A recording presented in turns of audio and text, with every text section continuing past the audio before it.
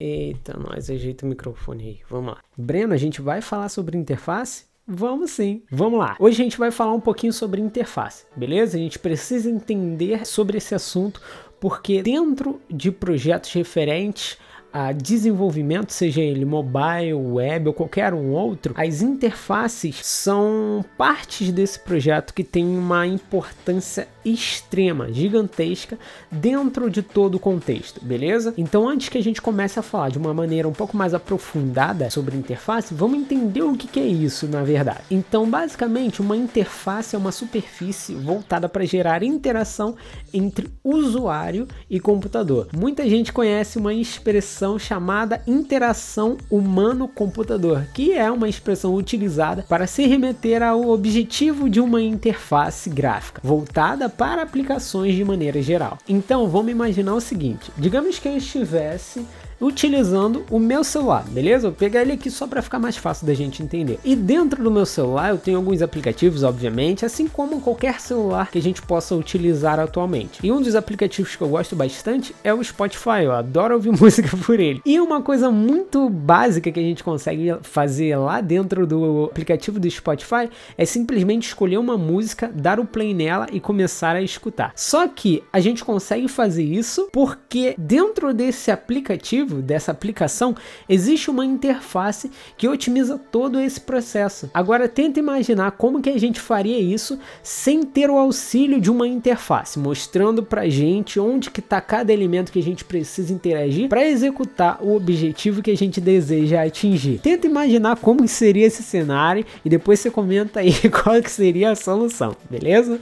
Vamos continuar. Dentro da jornada de um desenvolvedor, um de seus maiores desafios é resolver problemas que possam, de alguma maneira, atrapalhar a experiência de um usuário quando ele estiver consumindo a aplicação que aquele desenvolvedor criou. Sendo assim, antes mesmo de você começar a digitar, a criar o seu código, para pegar aquele projeto visual e passar ele para o funcional, para fazer com que a sua aplicação realmente comece a funcionar, é bom que você procure se atentar a alguns detalhes. É bom que você procure avaliar aquela interface para entender se ela realmente está adequada para a finalidade a qual ela foi projetada, para que ao decorrer do tempo aquela aplicação faça com que a experiência de um usuário dentro dela seja a melhor possível. E eu falei agora há pouco que um dos maiores desafios de um desenvolvedor é resolver problemas que possam estar dentro de suas aplicações. Só que muitas das vezes o desenvolvedor, isso pode parecer uma coisa muito maluca, mas é verdade. O desenvolvedor,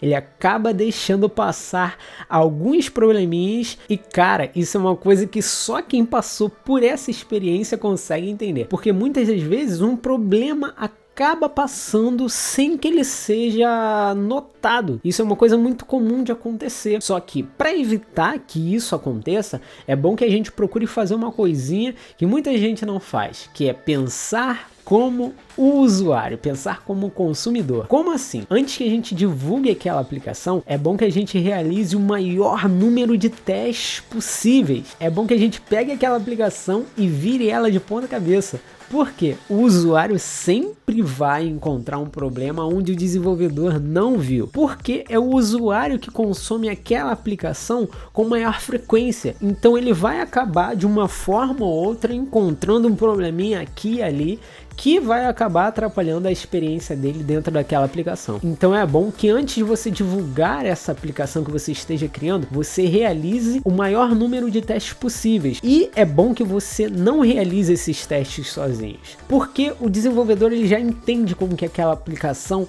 foi projetada, quais são os objetivos principais dela e o que ela tem que realizar. Então ele já tem noção de como se comportar dentro daquela aplicação. Só que o usuário não pensa por esse lado. O usuário pensa de outra maneira, de uma forma um pouco menos técnica. Na verdade, bem menos técnica. Então é bom que você não realize esses testes sozinho. Agora, falando de uma coisa também bastante importante, a gente tem sempre que pensar na usabilidade daquela aplicação, porque a gente vai ter que representar isso na interface que a gente criar. Mas o que influencia bastante esse detalhe? Atualmente, a maioria das aplicações não são utilizadas apenas em um dispositivo, mas sim em vários. A gente tem, por exemplo, o próprio exemplo do Spotify que eu mencionei agora há pouco, que ele pode ser utilizado em desktop através da aplicação que a gente consegue instalar no sistema, através do navegador ou através do nosso dispositivo mobile. Só que em cada cenário, essa aplicação vai funcionar de uma maneira diferente. Você nunca vai utilizar da mesma maneira uma aplicação em dispositivos diferentes. E a usabilidade influencia demais na questão de experiência de usuário. Uma das coisas que mais atrai o usuário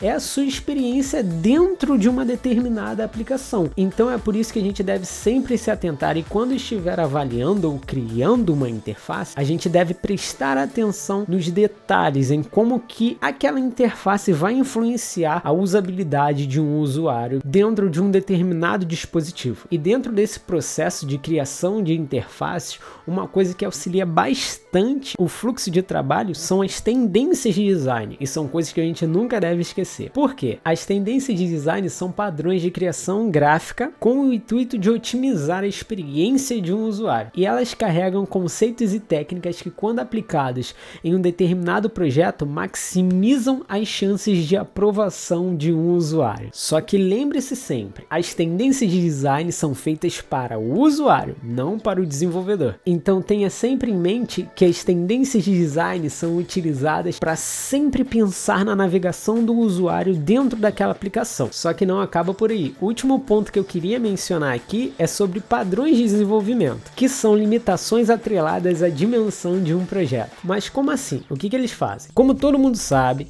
a proporção de tela que a gente tem nos nossos dispositivos mobile, nos nossos smartphones, não é a mesma proporção de tela que a gente tem, por exemplo, em um monitor, em uma televisão, em um smartwatch ou qualquer outro dispositivo que permita com que a gente utilize uma tela. E esses padrões de desenvolvimento são utilizados para respeitar essas proporções de tela, fazendo com que dessa maneira, tendo uma base, a gente consiga projetar uma interface da melhor maneira voltada para dispositivos diferentes que têm, obviamente, suas particularidades. Então, com isso, eu desejo que vocês peguem todo esse conhecimento, todos esses detalhes e tentem aplicá-los sempre quando vocês quiserem criar, quando vocês estiverem criando uma interface, seja para qualquer tipo de aplicação. É bom que a gente utilize sempre essas questões para fazer com que nossas interfaces sempre entreguem a melhor experiência para os usuários que forem consumir as nossas aplicações.